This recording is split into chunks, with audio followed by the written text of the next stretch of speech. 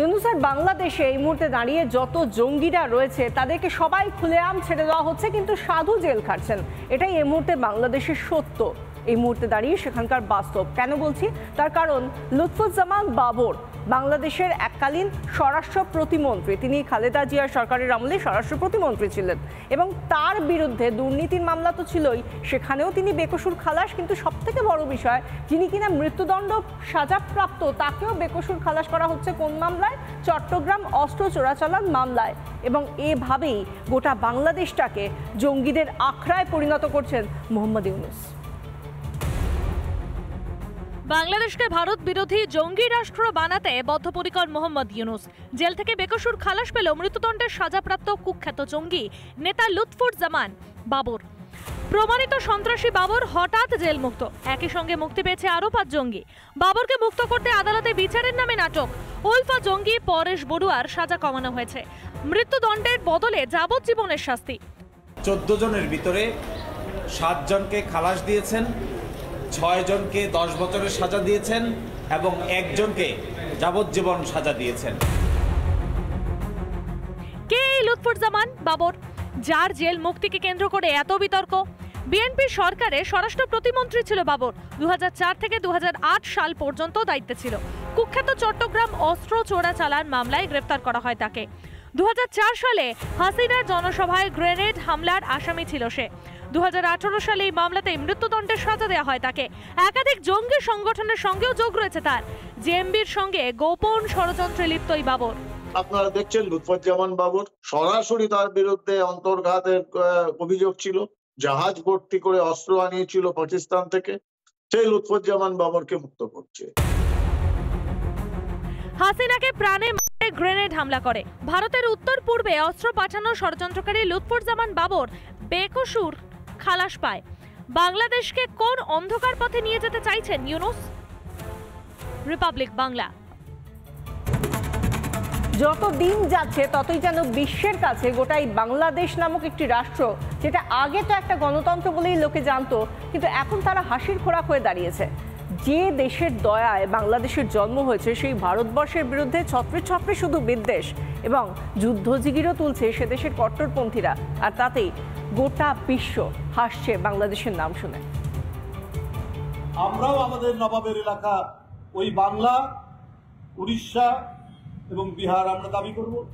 4 দিনের মধ্যে আমরা কলকাতা হোল করে নেব। পুরো মুখে মারিতাং জগৎ, এত অশিক্ষা রাখে কোথায় বাংলাদেশ? 1947-এর পর 1965 পরপর দুবার ভারতকে আক্রমণের দুঃসাহস দেখিয়েছে পাকিস্তান। পাকিস্তানের সব দেমাক মাটিতে মিশিয়ে দিয়েছিল ভারতীয় সেনা। 1971 সালে মাত্র 13 দিনে ফের ভারতীয় সেনার কাছে নাস্তানাবুদ হয়েছিল পাকিস্তান সেনা। 1999 সালে কার্গিলের যুদ্ধে ভারতীয় সেনা বুঝিয়ে দিয়েছিল তাদের শৌর্য। যে বাংলাদেশের জন্মদাতা ভারত, সেই দেশ এখন ভারতের বিরুদ্ধে বিষোদাগার করছে। ভারতের বিরুদ্ধে যুদ্ধের ফাঁকা আওয়াজ তুলে বাজার গরম করছে। ইন্ডিয়ার এরা প্রতি মুহূর্তে আমাদের বিরুদ্ধে ষড়যন্ত্র করতেছে। আমরা বলতেছি এটা করতে দিয়ে থামাবো, কিচ্ছু লাগবে না, চুপ করে বসে থাকেন। পাকিস্তানের সাথে আপনি সুসম্পর্ক স্থাপন করেন। কোন ভরসায় এত আস্পর্ধা বাংলাদেশের? বামন হয়ে চাঁদে হাত দেওয়ার মূর্খামি? ভারতের সামরিক শক্তি সম্বন্ধে আদৌ কোনো ধারণা আছে বাতেলাবাজদের? ভারতীয় সেনার সংখ্যা 14,55,000, সেখানে বাংলাদেশের সেই সংখ্যা 1,63,000। গ্লোবাল ফায়ার পাওয়ারের রিপোর্টে দাবি, ভারতের কাছে মোট 2,296টি এয়ারক্রাফট রয়েছে, সেখানে বাংলাদেশের 216টি। ভারতের হাতে যুদ্ধবিমান রয়েছে 606টি, আর অন্যদিকে বাংলাদেশের হাতে রয়েছে মাত্র 44টি। ভারতের কাছে সাবমেরিন রয়েছে 18টি, বাংলাদেশের কাছে 2টি। ভারতের কাছে হেলিকপ্টার রয়েছে 869টি, আর বাংলাদেশের রয়েছে 73টি। ভারতের পরমাণু অস্ত্রের সংখ্যা 172টি, বাংলাদেশের একটিও নেই। ভারতের ট্যাঙ্কের সংখ্যা 4,614টি, বাংলাদেশের সেই সংখ্যা 320টি। ক্ষমতা নেই, অকাতও নেই, জেনে বুঝেও ফাঁকা আওয়াজ করে চলেছে কট্টরপন্থীরা। বাংলাদেশের হিন্দুদের উপর অত্যাচার, রুগ্ন অর্থব্যবস্থা, জিনিসপত্রের মূল্য বৃদ্ধি, ভগ্নপ্রায় শিল্প, এসব থেকে নজর ঘোরাতেই আসলে আবল তাবল বকছে কট্টরপন্থীরা। এই ইচ্ছে করে এই ধরনের কথা বলছেন, দুটো পারপাস।